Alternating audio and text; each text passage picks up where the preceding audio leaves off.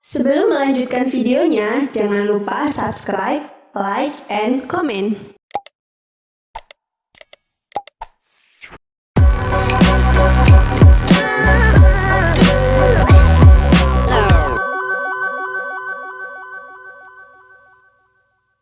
Assalamualaikum warahmatullahi wabarakatuh. Salam dari Motivasi Suharyo, dari biasa menjadi luar biasa. Mudah-mudahan kita benar-benar menjadi pribadi yang luar biasa, pribadi unggul, pribadi hebat, pribadi bermartabat, dan pribadi yang kaya dengan manfaat. Saudara-saudara sekalian, saya ingin sampaikan satu renungan buat kita semua. Sebab setiap orang pasti kepingin sukses. Ternyata kunci sukses itu ada di sekitar kita sendiri. Orang yang ingin sukses, 50% dari kesuksesan itu ada pada kedua orang tua kita. Jadi kalau kita kepingin sukses, baik-baiklah kepada kedua orang tua, khususnya kepada ibu kita, maka 50% modal sukses sudah di tangan. Tinggal bagaimana kita menambah ikhtiar, lebih sungguh-sungguh lagi, pikiran yang visioner, kemudian keinginan yang tidak pernah surut, lakukan terus-menerus, sebentar lagi langkah kita menuju sukses itu. Sebaliknya kalau kita menjadi orang yang jauh, orang yang sering berbuat salah, orang yang sering menyakiti kedua orang tua, 50% kegagalan ada di saku kita. 50% ada di saku kita. Maka bisa kita lihat orang yang perilakunya, sikapnya, tutur katanya, perbuatannya sering menyakiti orang tua, bisa dipastikan dia akan semrawut hidupnya, kocar-kacir, dan kegagalan demi kegagalan akan terhampar luas di hadapan orang itu. Maka saudara-saudara, ada beberapa hal yang ingin saya sampaikan. Pertama, kalau kita kepingin sukses secara gemilang, dekati orang tua supaya dari lisannya mengalir doa demi doa untuk si anak, untuk kita yang ingin sukses itu. Mohonlah dengan penuh keikhlasan supaya terus mendoakan diri kita. Kalau dia ikhlas mendoakan kita sebagai putranya menuju sukses itu, dan kalau perlu minta doa atau beri doa yang sesuai harapan kita, maka Allah pun akan mengabulkan permintaan si orang tua atau ibu kita terhadap doanya itu. Apalagi Allah Subhanahu wa Ta'ala telah berfirman, yang ayat ini sudah sering kita dengar, mintalah kepadaku, aku kabulkan permintaanmu. Kalau yang meminta, yang berdoa ini adalah orang tua kita, ibu kita terutama, maka Allah tidak akan pernah menolak doa baik dari orang tua untuk kita semua. Pertama itu, dekati orang tua kita penuh dengan kesantunan, penuh kesungguhan, dan bahagiakan hati mereka supaya doa demi doa mengalir deras dari lesan mungilnya menuju kepada Allah Subhanahu wa Ta'ala supaya kita diberikan kesuksesan. Banyak contoh dalam kehidupan ini orang yang sukses karena doa orang tuanya. Sudah tidak bisa dihitung berapa jumlahnya, saking banyaknya. Dan kisah demi kisah ini bisa kita dapati dari pengakuan atau testimoni dari para putra yang menjadi pribadi sukses. Ternyata mereka mengakui bahwa orang tua kata kunci suksesnya itu. Mungkin orang tua kita memang bukan sarjana, tapi lesannya lebih tajam ketimbang pedang dibandingkan dengan pedang yang dipegang oleh sang sarjana itu. Mungkin orang tua kita bahasanya lugu, biasa, sederhana, tetapi ketajaman untuk menembus pintu langit begitu tajam. Mungkin orang tua kita tidak punya wawasan jauh ke depan, tetapi apa yang dilakukan, apa yang disampaikan, apa yang diucapkannya itu visioner jauh melebihi zamannya. Inilah yang perlu kita lakukan yang pertama. Yang kedua, saudara-saudara sekalian yang berhati baik.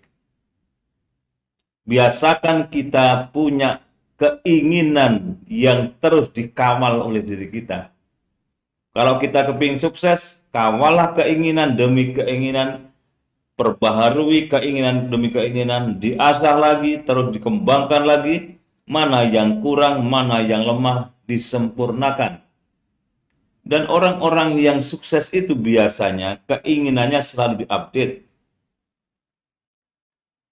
Ini kok gagal, diperbarui, mana yang lemah, disempurnakan. Ingin yang ini kok gagal, mana yang kurang, dicarinya. Mungkin semangatnya yang perlu diasah. Maka berkacalah pada diri sendiri, hitung-hitunglah diri sendiri, bercerminlah pada diri sendiri supaya kita mengetahui titik lemah, mana yang harus disempurnakan, mana yang harus ditinggalkan, mana yang harus di-delete dari program yang kita inginkan itu. Ini yang kedua, orang yang suka mengevaluasi dirinya, dia akan mengetahui titik lemah dirinya itu supaya ditinggalkannya, atau setidaknya disempurnakan supaya apa yang dilakukan semakin mantap menuju kepada keberhasilan. Yang ketiga, saudara-saudara sekalian, sering-seringlah melihat perbandingan-perbandingan di tengah kehidupan ini. Mengapa ada orang desa yang keluarganya, ekonominya pas-pasan, begitu jadi orang sukses? Mengapa itu terjadi? Sebut saja, ada orang yang dari pulau yang sangat jauh dari keramaian misalnya. Keramaian maksudnya ya di Jawa ini kan lebih ramai dibandingkan Sulawesi Selatan. Tapi ada seorang yang dari Pari-Pari, yang sekarang namanya melegenda di dunia internasional. Beliau adalah Profesor B.J. Habibie. Tubuhnya kecil, iya. Pikirannya besar luar biasa. Dia datang dari sebuah desa, tetapi kemudian menjadi pemimpin di dunia.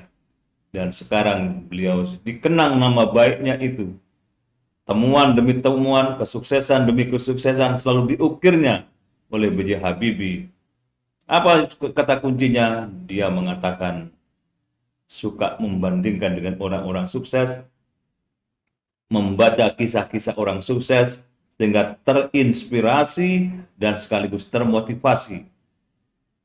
Banyak hal yang mendorong B.J. Habibie menjadi orang yang tidak merasa dirinya kecil. Di tengah hiruk-pikuk orang mengatakan bahwa teknologi tidak penting, Habibie menerobos mindset itu dan diubahnya menjadi bahwa teknologi adalah salah satu jawaban bagi sebuah bangsa kalau kepingin maju. Dan ketika itu, saya misalnya masih anak-anak waktu itu, anak-anak sebaya dengan saya kalau ditanya, cita-citamu kepingin apa? Dia menjawabnya, kepingin seperti B.J. Habibie. Saking luar biasanya pengaruhnya itu. Coba sekarang kita cari siapa yang akan menjadikan sebagai model dari cita-cita anak-anak kalau ditanya ingin seperti apa, ya agak susah mencari karena orang yang punya kelebihan luar biasa sekarang sudah tiada lagi. Sekarang tinggal kenangan manisnya yang dimiliki oleh bangsa besar Indonesia ini. Dengan bangga mereka mengatakan pernah punya seorang presiden yang intelektual, presiden yang saintis. Dia datang dari sebuah daerah di luar Jawa, di Sulawesi Selatan sana, di Pari-Pari tepatnya. Dia mampu mengubah pola pikir dunia, dan dunia beramai-ramai ingin membeli sosok B.J. Habibie karena kehebatan otak dan pikirannya.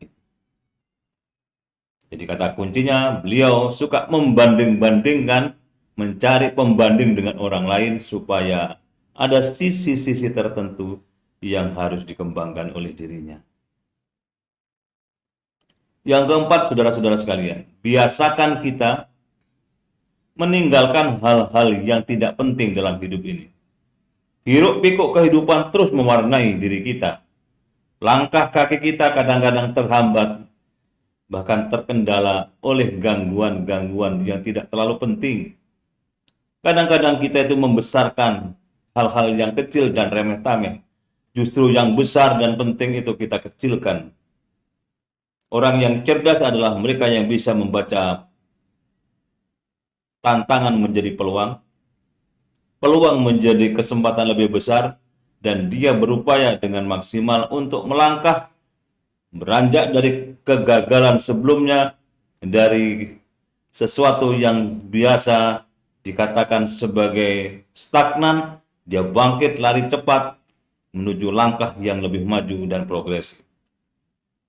Saudara-saudara sekalian, kalau kita perhatikan sekarang ini, ada perubahan di kalangan generasi kita.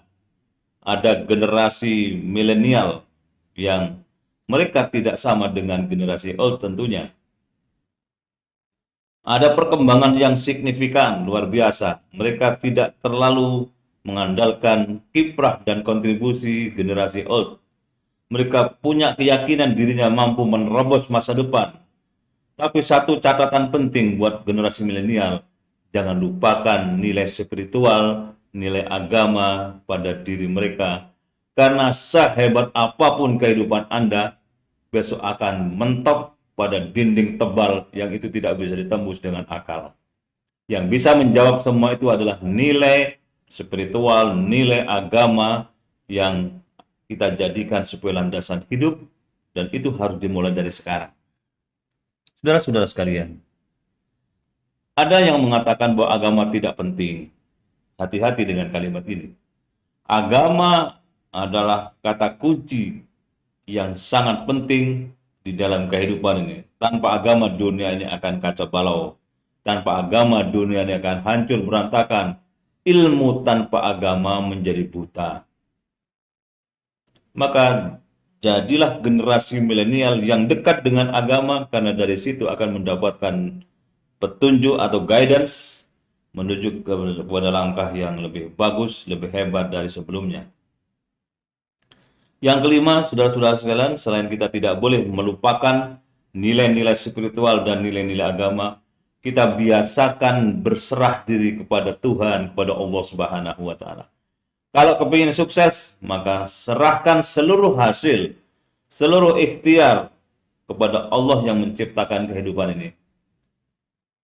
Berupaya iya, kerja keras penting, tetapi jangan lupakan kita tengadah tangan, mohon kepada zat yang di atas, yaitu Allah Subhanahu wa Ta'ala, dan kita yakin, seyakin-yakinnya, seluruh keputusan yang Allah berikan itulah yang terbaik bagi kita. Maka tawakal, berserah diri, itu menjadi sikap yang paling penting. Kalau tidak, maka akan terjadi perubahan yang luar biasa pada diri kita. Kalau tidak siap, maka akal akan berubah, dan dia bisa jadi berubah pikiran dan tidak siap menghadapi masa depan, apalagi masa depan yang penuh dengan perubahan demi perubahan yang signifikan itu.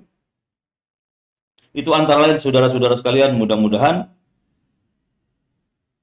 motivasi Suharyo kali ini bisa menggugah kesadaran baru buat kita, setidaknya menjadi bahan renungan supaya kita menjadi pribadi yang sukses dengan tidak menanggalkan hal-hal yang sudah saya sampaikan. Mudah-mudahan manfaat.